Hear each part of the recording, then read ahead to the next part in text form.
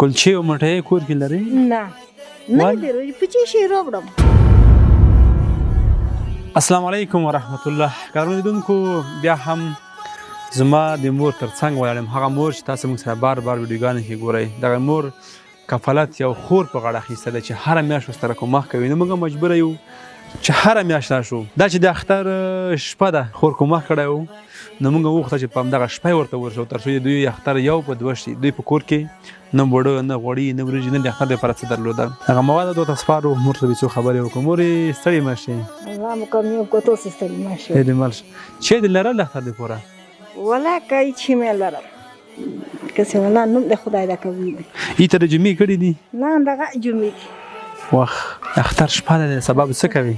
اختر شپه ده خو شپه څه نغام ده پسې وبې خورو چې سې نوره به څه وکړو. کلچې او مټۍ کور کې لري؟ نه نه دې روزي په چی شي راوړم. خپل یاره غوړي ته چې نوستم موټر څنډ داسې مې تېر شي څنډ داسې مې تېر شي. څوک کومک کوي؟ ولا ککي د مونږ خورکۍ او ستا لور لا ژوندی دی تر اوسه پورې، هغې کومک کړی، هغه به درته وسپارو. بس خدای دې د کامیاب کړي. امین امین کامیاب کړي. امین. راځه مورې راځه.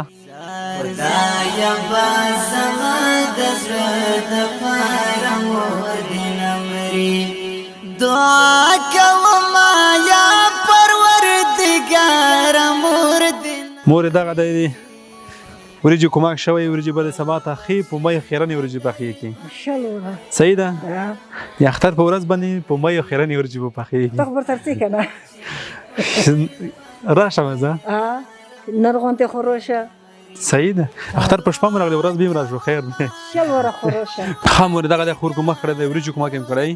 اختر کې ښې په می خیرنې وریجې پخېږي. که هغې در څنګ غوړي هم شته، هغه دي کلي مکني انځلي سوډ هم شته، اوړه هم شته، الوګان هم شته، بینډۍ یا بامیه بره هم شته، پیاز هم شته، لوبیا هم شته او مالګه هم شته. مورې بس الله مو کامیاب کړه. خوراکه دې الله بادشاه دیني دنیا جوړ کړي. امین. زمانې خدای مخکې کړي، د هرې بلا نه خدای ورته وساتي. خور مې یو څه په ستونزو او مشکلاتو کې وه، الله پاک دې نور داسې ستونزې مشکلات په دغه خور باندې نه راولي. دعاګانې ورته کوه. ډېره په ستونزې کوه په دغه هفته کې ډېره ودرېدله. خدای ورته حل کړي. امین. دا د خدای ته حال کې نور ستونزو نه د خدای وساتي. امین. مور هغه د خوراکي مواد هر شی وشوله. ستاسو کور کې فیر کم کلچې او مټۍ شیان نشته که نه؟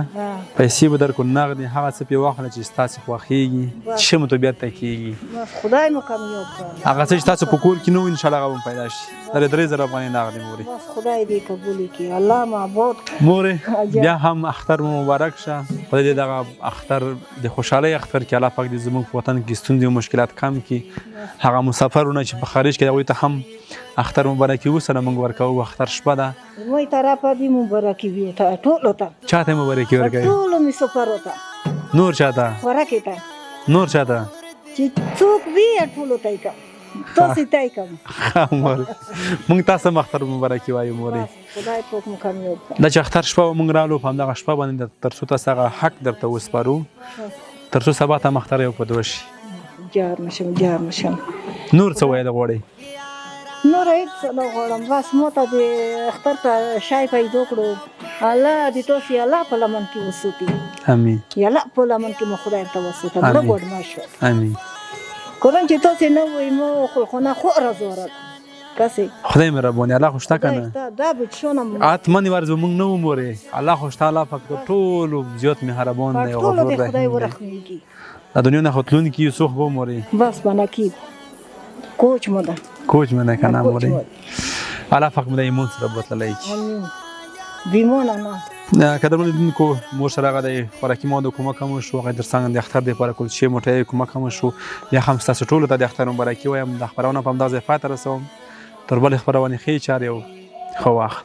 بل بچې په درد باندې بیداره مور دې نمرې دعا کوم یا پروردګار مور دې نمرې